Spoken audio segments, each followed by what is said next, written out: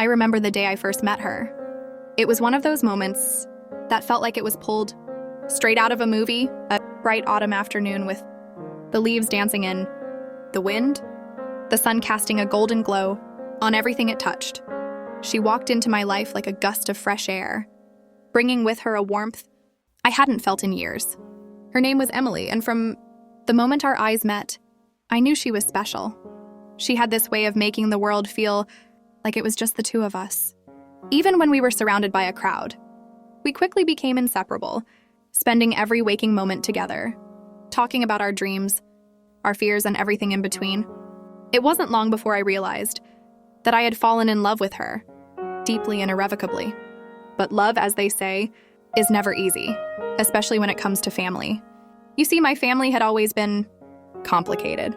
We were close-knit in that way, where everyone was in everyone else's business. But there were also these unspoken rules and expectations that seemed to suffocate me. My parents, especially my mother, had always been overprotective, constantly reminding me of the path they had laid out for me, the right career, the right lifestyle, and of course, the right person to share it all with. Emily didn't exactly fit into that mold. She was different, wild and free-spirited, with dreams of traveling the world and living life on her own terms. To me, that was what made her so incredibly captivating. But to my family, it was a red flag.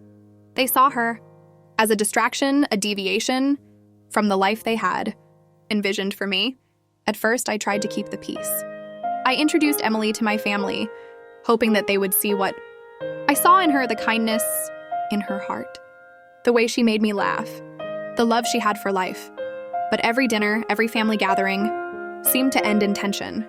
My mother would make passive-aggressive comments about Emily's lifestyle, while my father would sit silently, disapprovingly, his eyes telling me everything he wouldn't say out loud. Despite the challenges with my family, Emily and I remained unwavering in our love for each other. We faced obstacles, but we faced them together. It wasn't easy, but we were determined to build a life that was true to us, not to the expectations of others. So as we took on the world hand in hand, I knew that Emily was the one I wanted by my side. She brought light into my life, courage into my heart, and a love that truly knew no bounds.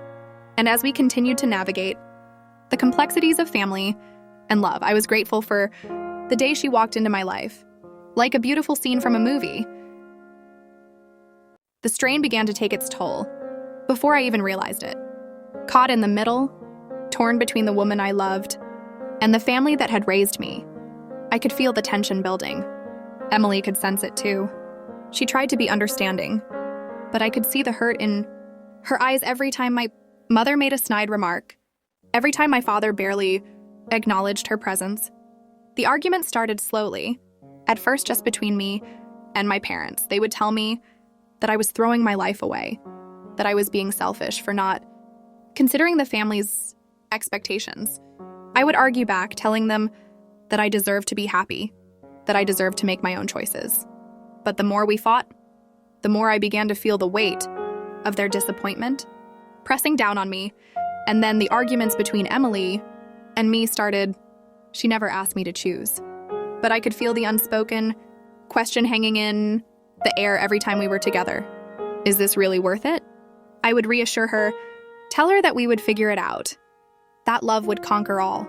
But deep down, I was terrified that I would lose her, and terrified that I would lose my family. The struggle was becoming overwhelming. As the tension mounted, I felt as though I was being pulled in two different directions with no clear path forward. The pressure to please both sides felt suffocating. It became clearer each day that a decision needed to be made. The weight of the situation was heavy on my shoulders, and I had to face the reality that something had to give. It was a painful realization, but I knew that I couldn't continue living in this constant state of conflict. I had to find a way to reconcile my love for Emily with my loyalty to my family. In the end, I had to have some difficult conversations and make some tough choices. It wasn't easy, but I refused to let the strain destroy the relationships that were important to me. It took time and effort, but eventually I found a way to navigate the challenges and find a sense of peace within myself. The experience taught me the importance of open communication and the value of compromise in relationships.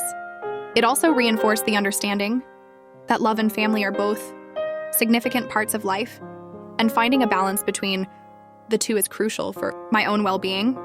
In the end, I found a way to honor my love for Emily while also maintaining a strong connection with my family. It was a challenging journey, but it ultimately led to a greater understanding of the complexities of balancing personal happiness with familial expectations. Things came to a head one night. After a particularly heated argument with my parents, my mother's words cut deeper than usual, as she questioned Emily's place in our family, emphasizing that she wasn't one of us. Filled with anger and hurt, I stormed out of the house and drove straight to Emily's place. As soon as I walked in, she could sense that something was wrong. I tried to brush it off, but she wouldn't let it slide. And in that moment, everything spilled out: my frustration, my pain, and the fear of being torn apart by the two things I treasured most in the world. Silently, Emily listened, her face an enigma. Then she uttered words that would forever stay with me. "I love you," she said gently, "but I can't watch you destroy yourself like this. You have to make a choice." The ground seemed to vanish beneath my feet. The thought of losing her, of relinquishing the love we had built, was unbearable. Yet, the idea of turning my back on my family, of severing those lifelong connections, was equally shattering. For days, I wrestled with this paralyzing indecision. Sleep eluded me, my appetite vanished, and I couldn't fathom anything but the impossible choice I faced. Then one day, I unexpectedly found myself standing before my parents, uttering words I never imagined I would say. "I love her," my voice trembled. "And if you can't accept that, then I'm sorry, but I have to do what's right for me." My mother's expression crumpled, and for a fleeting moment, I almost believed she would try to sway my decision. But she didn't. She simply looked at me, her eyes filled with a mixture of sorrow and resignation before nodding. My father remained silent, turning away and leaving the room.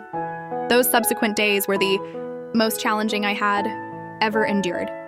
My relationship with my family waned, nearly disappearing.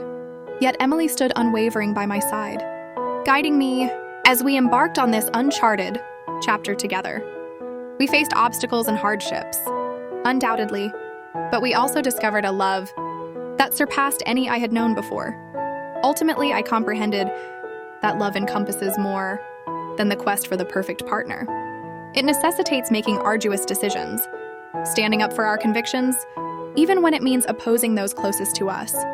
Love demands recognition that the people who love us boundlessly are also capable of causing us profound pain. Nevertheless, love also embodies forgiveness, a means of healing wounds and progressing hand in hand towards the future. Today, my relationship with my family remains a work in progress. We encounter peaks and valleys along the way, but gradually we are rediscovering one another. Throughout this journey, Emily has been my foundation, my unwavering support, continually reminding me that love is a battle worth fighting for. In the end, love is what completes us. It grants us the courage to confront our struggles, conquer our fears, and become the individuals we were always destined to be.